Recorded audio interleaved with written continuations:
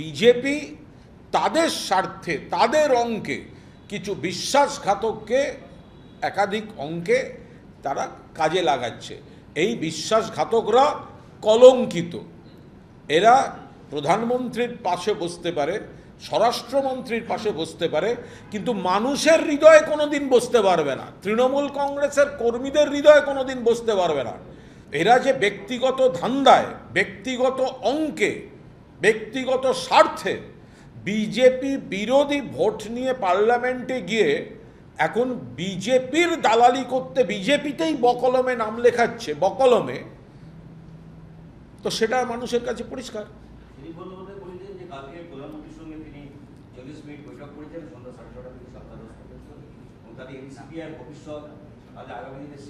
ভবিষ্যৎ অন্ধকার।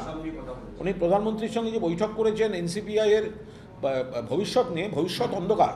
কারণ এখন নির্বাচন কমিশন বা স্পিকারকে কাজে লাগিয়ে যে প্রোটেকশনটা পাবেন, জনতার দরবারে যে মুহূর্তে এরা আসবেন, সঙ্গে সঙ্গে এই বেঈমান গদ্দার মির্জাফর বিভীষণদের মানুষ প্রত্যাখ্যান করবেন।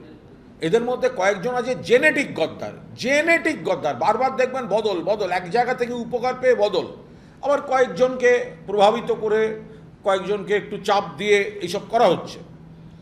তো এখন এরা সুদীপ বন্দ্যোপাধ্যায়কে এই উত্তরটা দিন, উনি কোন দলে আছেন?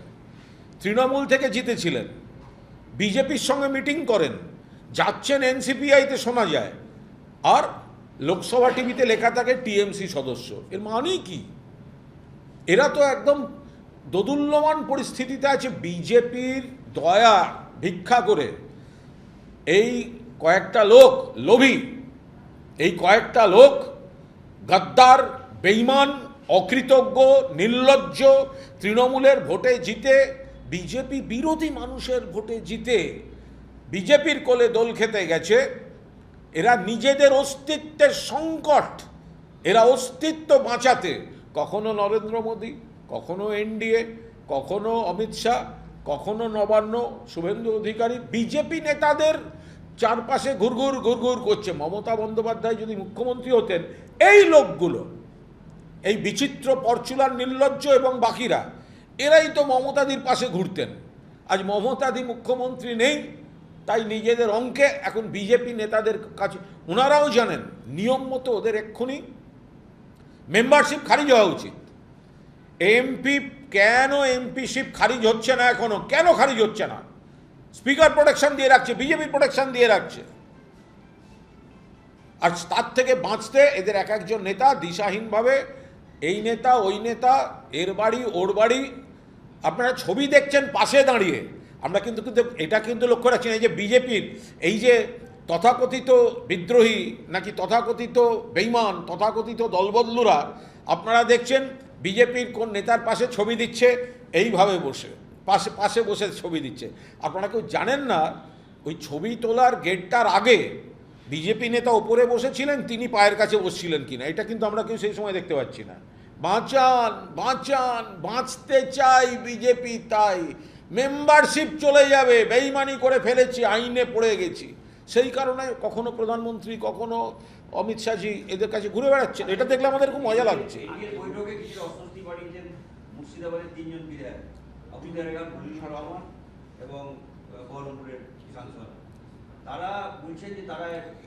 আমরা আবার বলছি, তিনজন হয়তো মিটিংয়ে যাননি, আরও দু একজন যাননি, কে বোধহয় শুটিংয়ে, কেউ বোধহয় অমুক, এরকম সব কী সব শুনেছি। তো কে কি এক্সকিউজ দিচ্ছেন তো বলতে পারবো না। আমি এইটুকু বলছি, 6-এর বেশি সাংসদ ওদের সঙ্গে নেই, এখন একটা জাঁতা কলে পড়ে গেছেন। তার কারণ তারাও বুঝতে পারছেন, তাদের এলাকায় তো ভোট চেয়েছেন, মোদি হটাও দেশ বাঁচাও বলে ভোট চেয়েছেন বিজেপি বিরোধী ভোটাররা, মমতা বন্দ্যোপাধ্যায় প্রার্থী বলে তাদের ভোট দিয়েছেন। ফলে এখন তাদের তো এলাকার মানুষের কাছে বিশ্বাসযোগ্যতা চলে গেছে। সেই জায়গায় দাঁড়িয়ে তারা কোনো ক্রমে বুঝতে পারছেন, অনেকে বেরোবার চেষ্টা করছেন, অনেকে এদিকে যোগাযোগ রাখছেন। কটা দিন যাক না, আপনারা দেখুন না, এমপিশিপ চলে যাওয়ার জায়গায় আছে। স্পিকার যদি অন্যায়ভাবে এদের প্রোটেকশন দিতে চায়, কেস আবার সুপ্রিম কোর্টে যাবে। এদের এমপি থাকার কোনো রকম নিয়ম মাফিক, রীতি মাফিক, বিধি মাফিক এবং নীতি মাফিক কোনো অধিকার নেই। আজকে এনসিপিআই সাংসদদের সঙ্গে বৈঠক করছেন শুভেন্দু অধিকারী, শুধুমাত্র একজন সাংসদ দেব উপস্থিত হননি, বাকি 19 জন সাংসদের সঙ্গে বৈঠকে মুখ্যমন্ত্রী। দেখুন, এই লোকগুলো, এই যে যারা এই যে সাংসদরা বিজেপি নেতাদের সঙ্গে বৈঠক করছেন, শুভেন্দুবাবুর সঙ্গে বৈঠক করছেন বা মাননীয় মুখ্যমন্ত্রীর সঙ্গে বৈঠক করছেন, এরা তো বেসিক্যালি বেইমানি করেছেন তৃণমূল কংগ্রেসের সঙ্গে, শুধু নয় মানুষের সঙ্গে যারা তাদের ভোট দিয়েছেন, কারণ বিজেপি বিরোধী ভোটাররা তাদের ভোট দিয়েছেন। এখন ওরা বলছেন যে আমরা এনসিপিআইতে যাব। আরে ভাই, ভূপেন্দ্র যাদব এনসিপিআই, নরেন্দ্র মোদী এনসিপিআই, অমিত শাহ এনসিপিআই, শুভেন্দু অধিকারী এনসিপিআই। বিজেপি নেতাদের পায়ে ধরে ধরে এরা ঘুরে বেড়াচ্ছে নিজেদের অস্তিত্ব রক্ষার জন্য, বলছে এলাকার উন্নয়নের জন্য নাকি মুখ্যমন্ত্রীর সঙ্গে বসছি।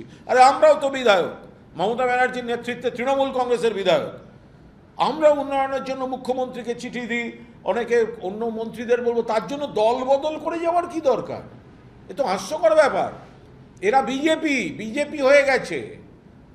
এই যারা এখন বিজেপি নেতাদের সঙ্গে বৈঠক করছে, জাঁতা কলে পড়ে গেছে, ফাটা বাসে আটকে গেছে, ফলে তারা এখন তার থেকে উদ্ধার পাওয়ার চেষ্টা করছে বিজেপি নেতাদের পায়ে ধরে ধরে। এবার বিজেপি তারা কেন্দ্রে ক্ষমতায় আছে, তাদের আইনি প্রোটেকশনটা দিয়ে এমপিশিপটা রক্ষা করছে, কিন্তু সাংসদদের উন্নয়নের সঙ্গে হঠাৎ মুখ্যমন্ত্রীর সঙ্গে বৈঠকের কি সম্পর্ক? মুখ্যমন্ত্রী তার দলীয় রাজনীতিটা তিনি করে নিচ্ছেন, কিন্তু যারা বৈঠক করছেন তারা দলবদলু, বেঈমান, তৃণমূলের জিতে বিজেপির সঙ্গে বৈঠক করে এনসিপিআইতে গিয়ে আবার লোকসভা টিভিতে তারাই নাকি টিএমসি। এটা মানুষের দরবারে গৃহীত হবে না। আর উন্নয়নের জন্য মিটিং করছি, এইসব গপ্প আপনারা অন্য জায়গায় দেবেন।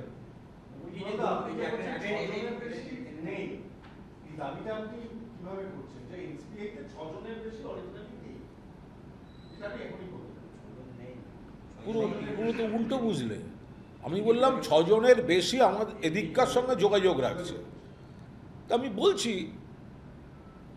কদিন আগেও তো একজন সাংসদ ফোনে কথা বলেছেন, কদিন আগেও তো একাধিক বিধায়ক গিয়ে প্রাক্তন মুখ্যমন্ত্রীর সঙ্গে দেখা করে এসছেন। এখন নানা রকম পুলিশ প্রশাসন, আমি আবার বলছি, পুলিশ প্রশাসনের চাপ দিয়ে এদের অনেককে বাধ্য করা হচ্ছে, কয়েকটা জেনেটিক গদ্দার, সেগুলো বাদ দিয়ে পুলিশটা সরিয়ে নিন না। 17 জন এমপি আর এনসিপিআই নাম করবে না, 6টা মমতাদির পাশে থাকবেন। পুলিশটা সরিয়ে নিন না, পুলিশের খেলাটা বন্ধ করুন না। 24 ঘন্টার নোটিশে ওদের এমএলএদের মধ্যে থেকে 56 জন থেকে 58 জনকে নিয়ে এখানে আমরা মিছিল করব।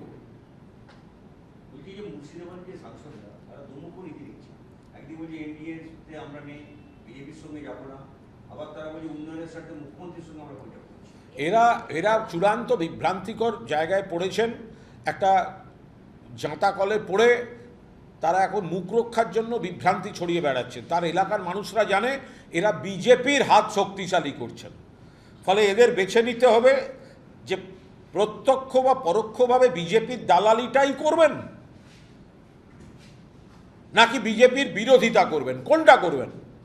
নরেন্দ্র মোদীর সরকার এবং দলের দালালি করবেন, বিজেপি নেতাদের সঙ্গে বৈঠক, বিজেপি নেতাদের সঙ্গে ওই বিলে সমর্থন, এগুলো করবেন, নাকি বিজেপির বিরোধিতা করবেন? এলাকার মানুষকে বোঝান। এলাকার মানুষকে আপনারা মিথ্যা কথা বলছেন, ভুল বোঝাচ্ছেন, কনফিউজ করছেন নিজেদের ফেস সেভিংয়ের জন্য। মানুষ বোঝে, অসুবিধা হবে এলাকায়।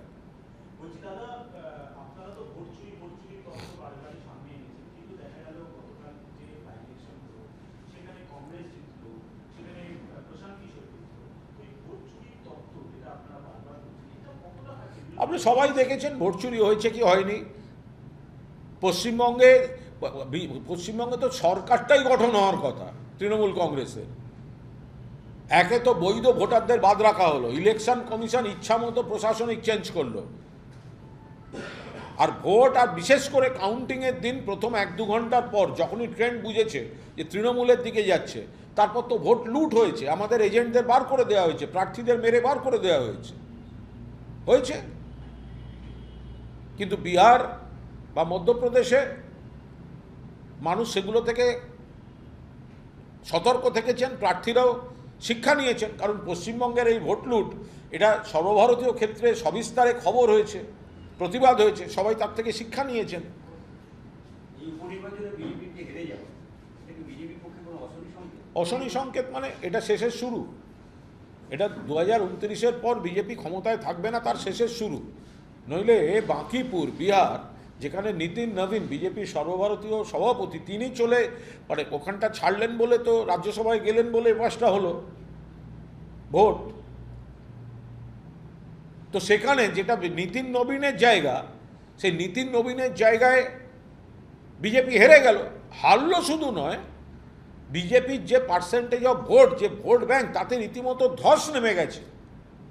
মধ্যপ্রদেশ বিজেপি হারলো। ফলে দেশের এখন যেখানেই ভোট হবে সেখানেই শ্রমিক, কৃষক, ছাত্র, নতুন প্রজন্ম, বর্ষিয়ানরা, মধ্যবিত্ত, নিম্নবিত্ত, তারা সবাই বিজেপির বিরুদ্ধে ভোট দেবেন। তার শুরু হয়ে গেল।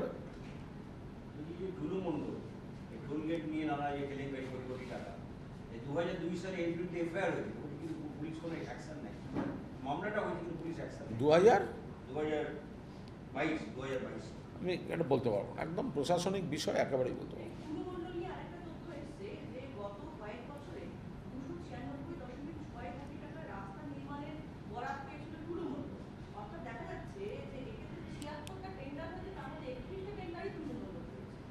আমি এটা নিয়ে কোনো মন্তব্য করব না, কারণ এরকম বহু কোম্পানি থাকে যে তারা বিভিন্ন ব্যবসা করেন, তারা টেন্ডার দেন, তারা বিভিন্ন নির্মাণ কার্যে যুক্ত।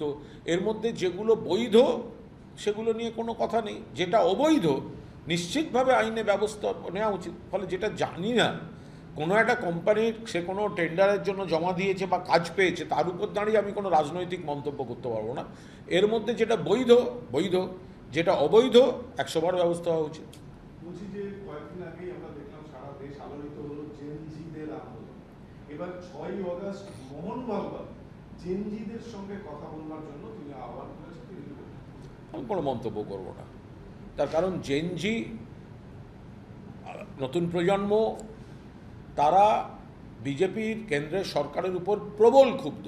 দেশ যেভাবে চলছে, শুধুমাত্র আর্থিকভাবে নয়, সমস্ত দিক থেকে নতুন প্রজন্মের এগিয়ে যাওয়া, প্রতিষ্ঠা, স্বপ্ন বিঘ্নিত গোটা দেশ জুড়ে। এবং নতুন প্রজন্ম যেভাবে ক্ষুব্ধ, সেটা বিজেপি সামলাতে পারছে না। সেই জন্যই বিজেপির আত্মা, আরএসএসকে, বিজেপিকে সহযোগিতা করতে নামতে হচ্ছে। বিজেপির উপর নতুন প্রজন্ম প্রবলভাবে ক্ষুব্ধ। এই যে উপরে এগুলোকে কি মানে ম্যানেজ করবার জন্য সিচুয়েশন, আমি তো একটা বললাম তো, আপনার কথাটা আমার মুখ থেকে কেন বলছেন? আমি বললাম ওরা পারছে না, তাই বিজেপির আত্মা হচ্ছে আরএসএস, তাই আরএসএসকে নামতে হচ্ছে যে বিজেপি ওটা পারছে না। মানুষ, নতুন প্রজন্ম ক্ষুব্ধ। হামিং বলে যাকে ধরা হচ্ছে, দেখা যাচ্ছে যে তাদের একটা ছক ছিল, বিভিন্ন কলেজে গিয়ে যারা বাচ্চা ছেলেমেয়েরা রয়েছে তাদের মগজ ধোলাই করে এটা হামিম বলে নয়, যারা এই জঙ্গি, দুষ্টু লোক, পাজি, এগুলোর কাজই হচ্ছে এই নতুনদের মাথা খাওয়া। এটা যুগ যুগ ধরে হয়ে আসছে। ফলে এখন যারা ধরা পড়েছে তাদের নিরপেক্ষ তদন্তের মাধ্যমে তাদের পুরো নেটওয়ার্কটা জানাটাই সবথেকে বড় বিষয়। যেহেতু জঙ্গি, সন্ত্রাস দমন এগুলো অত্যন্ত স্পর্শকাতর বিষয় এবং মূলত দায়িত্ব তার সেন্ট্রাল আইবির। কারণ দেশের মধ্যে এরা ঘুরে বেড়াচ্ছে, করছে, একের পর এক রাজ্যে এখান থেকে ওখানে যাচ্ছে, ওখান থেকে এখানে যাচ্ছে, এটা সেন্ট্রাল আইবির বিষয়। ফলে এটা তদন্তকারীরা দেখুন। অভিষেক বন্দ্যোপাধ্যায়ের বিদেশ যাত্রার যে বিষয়টা, সেই বিষয়টা নিয়ে তদন্ত জানা যাচ্ছে যে দ্রুত শুনানি শেষ করার সম্ভবত আগামীকালে এই মামলাটি হবে। এটা নিয়ে আমি কোনো মন্তব্য করব না, কারণ অভিষেক বন্দ্যোপাধ্যায় তিনি তার চিকিৎসার জন্য তিনি তো চাইবেন তার ভালো চিকিৎসা হোক, এবং তার চোখের আঘাতটা একটা জটিল আঘাত। তো এটা তিনি আদালতে গিয়েছেন, সুপ্রিম কোর্টে গিয়েছেন, সেখান থেকে একটি নির্দেশ এসছে। ফলে এটা সম্পূর্ণভাবে একটি আইনি বিষয় এবং কোনো ব্যক্তির তার চিকিৎসার জন্য তার নিজেকে চিকিৎসা করানোর সব রকম অধিকার যে কোনো ব্যক্তির কিন্তু রয়েছে। কালকে বিরোধী দল নেতা বললেন যে অভিষেক বন্দ্যোপাধ্যায় বিদেশে গেলে তিনি আর ফিরবেন, ওখানে রয়ে যাবেন, ওইটা তাড়াহুড়ো করছেন ওখানে। দুদিন আগে তো অভিষেক চেয়ারে বসলে তার হাতলে বসে থাকতেন, অভিষেক চেয়ারে বসলে হাতলে বসে থাকতেন। আজকের যিনি বিজেপি পোষিত বিরোধী দলনেতা, তিনি তো সিপিএম থেকে বিতাড়িত হয়ে আসার পর অভিষেক বন্দ্যোপাধ্যায় তাকে প্রোটেকশন দিয়েছিলেন। অভিষেক বন্দ্যোপাধ্যায় হস্তক্ষেপ করে এবং আর একজন ব্যক্তি হস্তক্ষেপ করে তাকে কোন কমিটি দেয়া, তাতে তার ইনকামের ব্যবস্থা করা, তারপরে আবার রাজ্যসভা, তারপরে শ্রমিক সংগঠন, তারপরে এবার আবার নমিনেশন, এবং যদি তৃণমূল কংগ্রেস জিতত তখন এই অভিষেক বন্দ্যোপাধ্যায় তাকে মন্ত্রী করতেন। ফলে এবং তিনি উলুবেড়িয়ায় যে বক্তৃতাটা করেছেন ভোটের আগে, নিজের প্রার্থী পরিচয় যে আবেদনটা করেছেন, সেখানেও তিনি মমতা বন্দ্যোপাধ্যায়ের প্রশংসা করে তার সুযোগ্য সেনাপতি অভিষেক বন্দ্যোপাধ্যায়ের প্রার্থী আমি, মানে মমতা বন্দ্যোপাধ্যায় এবং অভিষেক বন্দ্যোপাধ্যায়ের প্রার্থী, এবং অভিষেককে সুযোগ্য বলা, এটা তো বিরোধী দলনেতাই করেছেন। এখন তিনি বিজেপির কণ্ঠ, বিজেপি এ রাজ্যে সরকারটাও চালাতে চাইছে, বিরোধী দলটাও চালাতে চাইছে, সেই জন্য বিতর্কিতভাবে একজনকে বসিয়েছে, যাকে উঠতে বললে উঠবে, বসতে বললে বসবে। তো সেই জন্য কোনো ব্যক্তি অভিষেকের থেকে সমস্ত রকম উপকার পাওয়ার পর, রাজনৈতিক প্রতিষ্ঠা পাওয়ার পর, ব্যক্তিগত প্রতিষ্ঠা পাওয়ার পর, তারপর যখন এই ধরনের রুচি বিরোধী আক্রমণ করে, তাহলে ধরে নিতে হবে কত বড় অকৃতজ্ঞ বেঈমান হলে এটা করে। একটা হাইকোর্টে যে জিনিস হচ্ছে সেটা হচ্ছে যে নির্দল প্রার্থীর আবেদন কেন গ্রহণ করা হয়নি, এই তথ্য যে রেজিস্ট্রারের কাছে রিপোর্ট চেয়েছে বিচারপতি, সেক্ষেত্রে মমতা বন্দ্যোপাধ্যায় মনোনয়ন বাতিলের জন্য আবেদন করেন সকল শিক্ষার্থী একজন ব্যক্তি, সকলের আবেদন কেন গ্রহণ করা হয়নি এই নিয়ে রিপোর্টে বলতে পারবো না, সম্পূর্ণ আইনি বিষয়, নির্বাচনী প্রশাসনের বিষয় বলতে পারবো। তসলিমা নাসরিন তিনি বলছেন যে ভারত, বাংলাদেশ, পাকিস্তান সব জায়গাতে ইউসিসি হওয়া উচিত। তসলিমা নাসরিন নিয়ে কোনো মন্তব্য করব না, একটি শব্দও বলবো না। সাধারণ মানুষ, সচেতন মানুষ, বাংলা রাজনীতি সচেতন, তারা সবাই জানেন কে কি বলছে, কার মুখ থেকে কোন শক্তি কি বলাচ্ছে, কার মুখ থেকে বিজেপির ন্যারেটিভ বেরোচ্ছে, কার মুখ থেকে কি বেরোচ্ছে।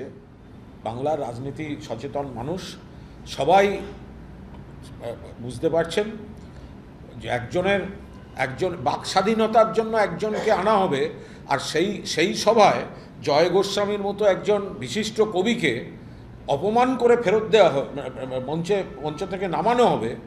মানুষ বোঝেন যে এটা কতটা কিসের জন্য আর কার আড়ালে কি উদ্দেশ্য, সেগুলো মানুষ বোঝেন।